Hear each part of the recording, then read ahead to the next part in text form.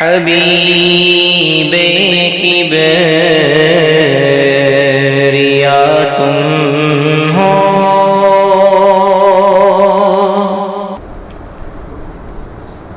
اعوذ باللہ من الشیطان الرجیم. بسم اللہ الرحمن الرحیم. والتین والزیتون وطور سینین وهذا البلد الأمين.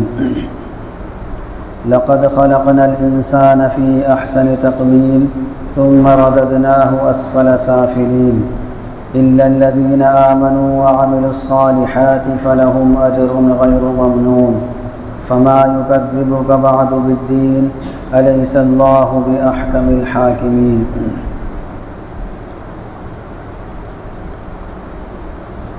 قسم ہے تین کی، قسم ہے انجیر کی اور زیتون کی اور طور سینین کی اور اس امن والے شہر کی. لقد خلقنا الانسان فی احسن تقویم، یقیناً ہم نے انسان کو بہترین سانچے میں پیدا کیا. ثم رددناہ اسفل سافلین، پھر ہم اس کو پست سے پستر حالت کی طرف لوٹا دیتے ہیں. الا الذین آمنوا وعملوا الصالحات فلهم اجر غیر ممنون، مگر وہ لوگ جو ایمان لائے اور انہوں نے نیک اعمال کیے تو ان کے لیے ایسا اجر ہے جو کبھی ختم نہ ہوگا. فما یکذبک بعد بالدین، تو اے انسان اس کے بعد تجھ کو قیامت سے کون سی چیز جھٹلانے پر آمادہ کر رہی ہے. الیس اللہ باحکم الحاکمین، کیا اللہ تعالی سب حاکموں سے بڑے حاکم نہیں ہیں؟ اس صورت کے اندر اللہ تعالی نے 4 چیزوں کی قسم کھائی ہے، اور 4 چیزوں کی قسم کھانے کے بعد پھر اللہ تعالیٰ نے انسان کے بارے میں گفتگو کی ہے کہ انسان کو اللہ تعالیٰ نے سب سے بہترین مخلوق بنایا ہے، سب سے بہترین سانچے میں بنایا ہے. والتین، یہ تین کہتے ہیں انجیر کو، جو پھل مشہور ہے اسی کو انجیر کہتے ہیں، اور اللہ تعالیٰ نے اس کی قسم کھائی ہے. زیتون، یہ بھی مشہور پھل ہے اور اس کی بھی قسم کھائی ہے اللہ تعالیٰ نے. طور سینین، یہ وہ پہاڑ ہے جہاں حضرت موسیٰ علیہ السلام سے اللہ تعالیٰ نے کلام کیا تھا، اور حضرت موسیٰ علیہ السلام کو کلام کا شرف حاصل ہوا تھا. وہذا البلد الامین، یہ مکہ مکرمہ ہے، اس شہر سے مراد مکہ مکرمہ ہے.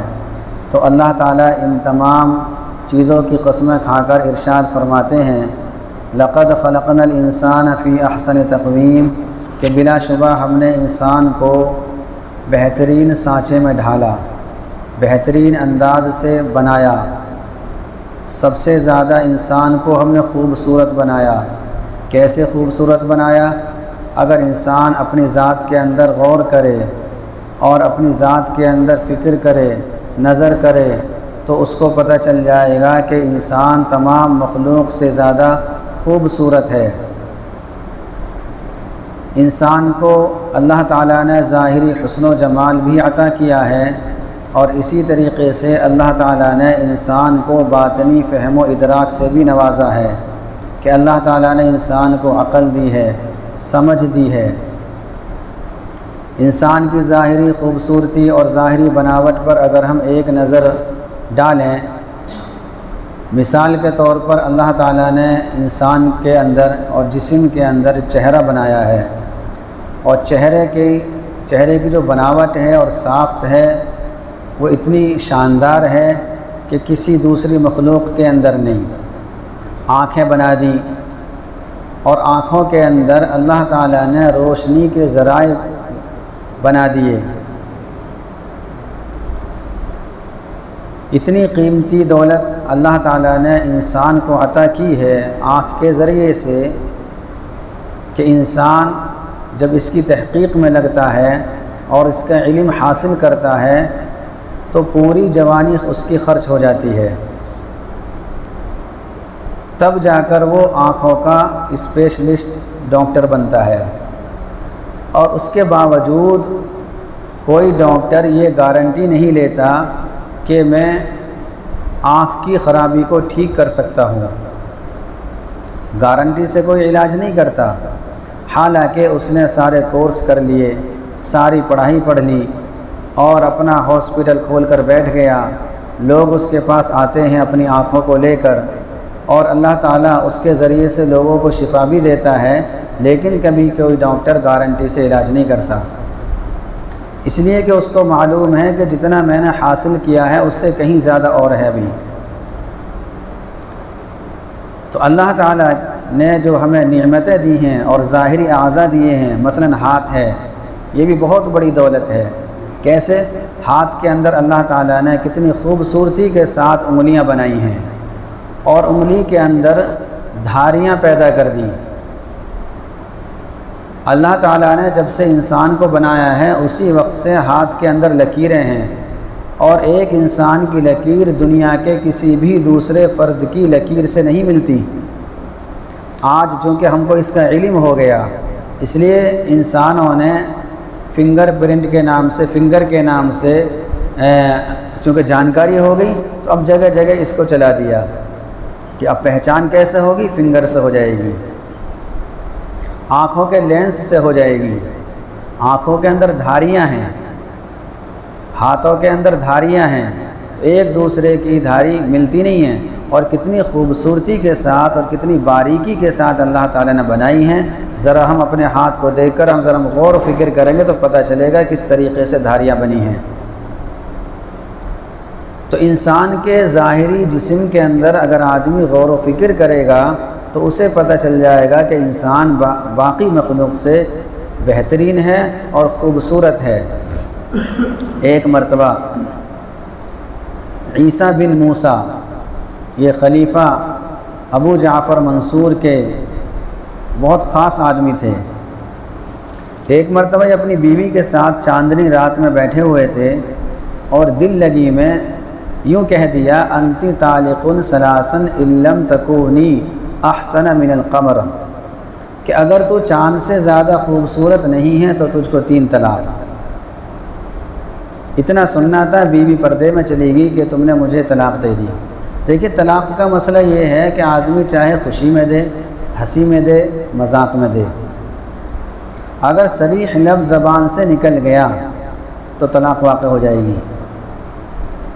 ایسا نہیں کہ غصے میں طلاق دے گا تو ہوگی، ہنسی میں دے گا تو نہیں ہوگی، کسی بھی حالت میں اگر صریح لفظ بیوی کے سامنے بول دیا، انتی طالق عربی میں کہہ دیا یا اردو میں کہہ دیا تجھے طلاق، تو اب طلاق واقع ہو جائے گی۔ تو ان کی بیوی پردے میں چلی گئی اور رات ان سے بڑی مشکل سے گزری کہ میں نے تو ویسے ہی کہا تھا۔ صبح ہوتے ہی یہ اپنے خلیفہ کے پاس گئے، انہوں نے جب یہ قصہ سنا تو سارے علماء کو بلایا اور ان سے مسئلہ دریافت کیا کہ اس نے اپنی بیوی سے یہ کہا ہے کہ اگر تو چاند سے زیادہ خوبصورت نہیں ہے تو تجھ کو طلاق۔ تو سب نے یہ کہا کہ چاند سے زیادہ خوبصورت کیسے ہو سکتی ہے اس کی بیوی، لہذا طلاق واقع ہو گئی۔ وہاں ایک بزرگ بیٹھے ہوئے تھے، حضرت امام ابو حنیفہ رحمۃ اللہ علیہ کے شاگردوں میں سے، تو خلیفہ نے ان سے مخاطب ہو کر کہا کہ جناب آپ بھی فرمائیے۔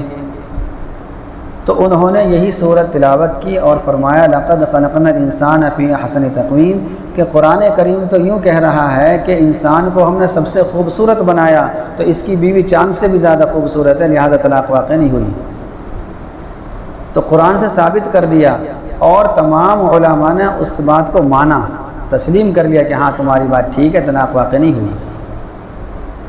اس سے بھی پتہ چلتا ہے کہ انسان کو اللہ تعالیٰ نے سب سے بہترین بنایا ہے۔ ثم رددناہ اسفل سافلین، پھر ہم اس کو پست سے پستر حالت کی طرف لوٹا دیتے ہیں۔ اس کا کیا مطلب ہے؟ اس کے 2 مطلب بیان کیے ہیں۔ ایک مطلب تو اس کا یہ ہے کہ انسان کو اللہ تعالیٰ نے جوانی دی، خوبصورتی دی، قوت اور طاقت سے نوازا، لیکن ایک وقت ایسا آتا ہے کہ اللہ تعالیٰ انسان کو بڑھاپا دے دیتا ہے، اور جب اس کو بڑھاپا آتا ہے تو اس کی ساری خوبصورتی بدصورتی میں تبدیل ہو جاتی ہے، اور اس کی طاقت کمزوری میں بدل جاتی ہے، اس کا حسن و جمال، اس کی طاقت، اس کی قوت، اس کا ناز و انداز، اس کے نخرے سب ڈھیلے پڑ جاتے ہیں۔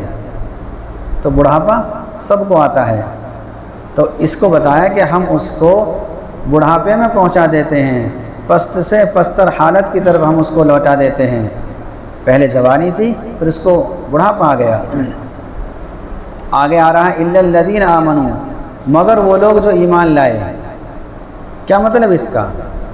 کہ بڑھاپا تو سب کو آئے گا، ایمان والوں کو بھی آئے گا، لیکن فرق یہ ہے کہ جو ایمان والا نہیں ہوگا اور ایمان کے تقاضوں پر اس کا عمل نہیں ہوگا تو بڑھاپا اس کو آئے گا، لیکن بڑھاپے میں وہ دوسروں کے لیے بوجھ بنے گا، صرف کچھ اور نہیں ہوگا۔ آخرت میں بھی وہ شخص محروم ہوگا چونکہ اس کا عمل نہیں ہے۔